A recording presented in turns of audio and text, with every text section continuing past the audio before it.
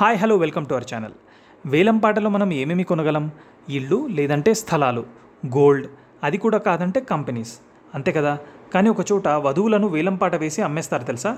ఏంటి షాక్ అయ్యారా? అది కూడా ఎవరు వాళ్ళని అమ్మేది అనుకుంటున్నారా? ఆ వధువుల అమ్మా నాన్నలే వాళ్ళని వేలం వేస్తారు. ఎంత ఎక్కువ తెల్లగా ఉంటే వాళ్ళు అంత ఎక్కువ రేట్ పలుకుతారు. అసలు ఏంటది? ఎక్కడైనా అమ్మాయిల్ని సంతలో పశువులను అమ్మినట్టు అమ్ముతారా? అక్కడి ప్రభుత్వం ఏం చేస్తుంది అని మీకు డౌట్ రావచ్చు. ఎస్, ఇక్కడ అలానే అమ్ముతారు. అది వీళ్ళ ఆచారం. అది కూడా ఒక పండగలా చేస్తారు.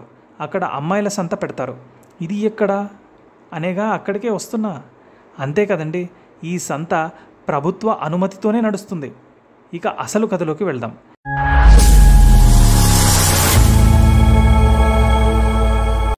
ఇది బల్గేరియన్ పట్టణం స్టారా జగోరాలో జరుగుతుంది. బల్గేరియా ఆగ్నేయ ఐరోపాలో ఉంది.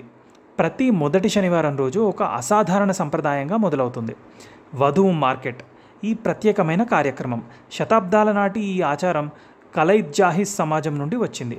అసలు ఈ ఆచారం రావడానికి వారి పేదరికమే ముఖ్య కారణం. మామూలు వారు ఒక ఆడపిల్ల పెళ్లి చేయాలంటే ఎంత ఖర్చు అవుతుందో కదా. ఎందుకంటే ఇప్పుడున్న కల్చర్లో పెళ్ళి ఒక హంగామా, అది ఒక ట్రెండ్గా మారింది.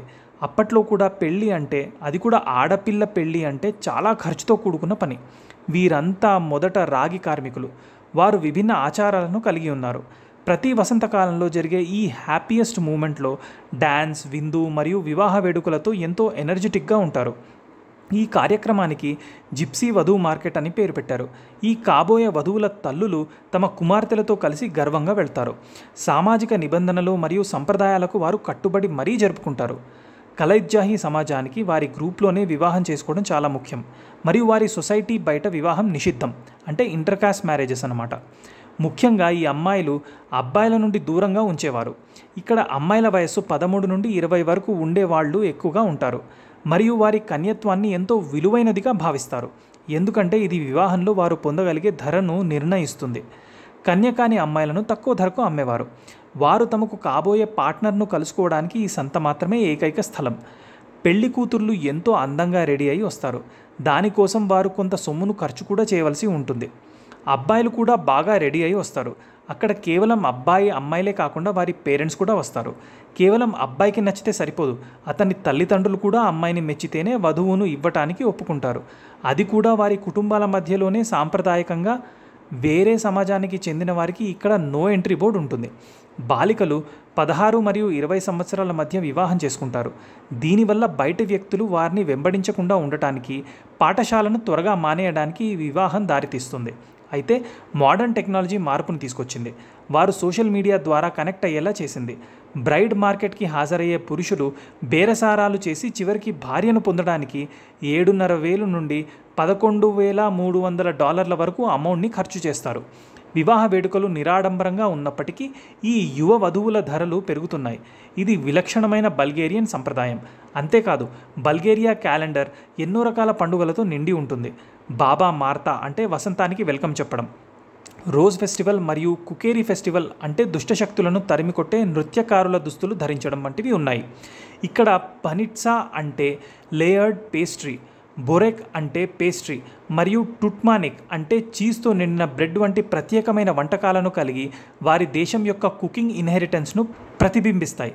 బల్గేరియా జనాభా ఎక్కువగా సజాతీయంగా ఉన్నప్పటికీ జానపద ప్రదర్శన కళల దృశ్యం యొక్క గొప్పతనానికి దోహదపడే రోమానీ ప్రజల వంటి విభిన్న సమూహాలు కూడా ఇందులో ఉన్నాయి.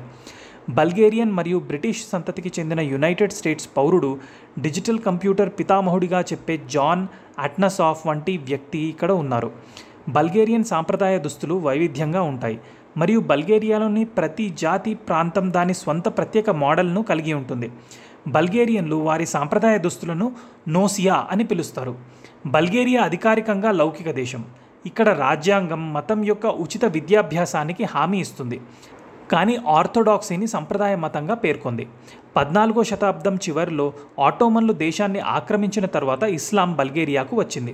16వ మరియు 17వ శతాబ్దాలలో రోమ్ నుండి వచ్చిన మిషనరీలు ప్లోవ్డివ్ మరియు స్విస్టోవ్ జిల్లాల్లోని బల్గేరియన్ పౌలియన్లను రోమన్ క్యాథలిక్కులుగా మార్చారు.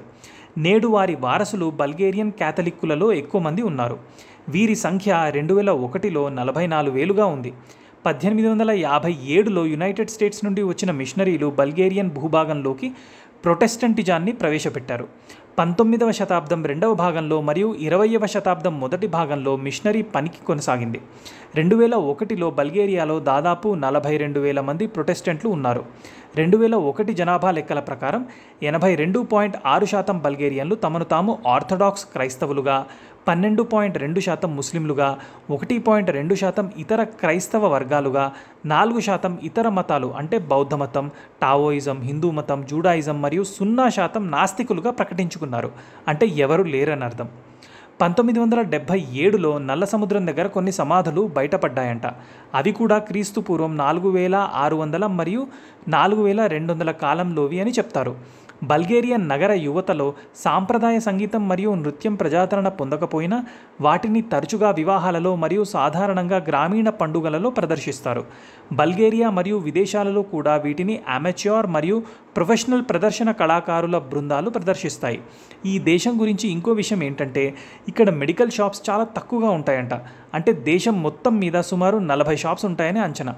వీరు ట్యూస్డే రోజు ఏ పనిని చేయరు, ఎందుకంటే ఆ రోజు వారికి అచ్చిరాదు అని ఒక నమ్మకం. ఇక్కడ గులాబీల తోటలను ఎక్కువగా పెంచుతారు, ఎందుకంటే ఇక్కడ గులాబీ నూనెను సౌందర్య సాధనాలలో వాడటానికి ఎక్కువగా ఉపయోగిస్తారు. ఈ సుగంధ ద్రవ్యాలను ఎక్కువగా విదేశాలకు ఎగుమతి చేస్తూ ఉంటారు. మా ఈ వీడియో మీకు నచ్చినట్టయితే లైక్ చేసి, షేర్ చేసి, సబ్స్క్రైబ్ చేయండి. Thank you.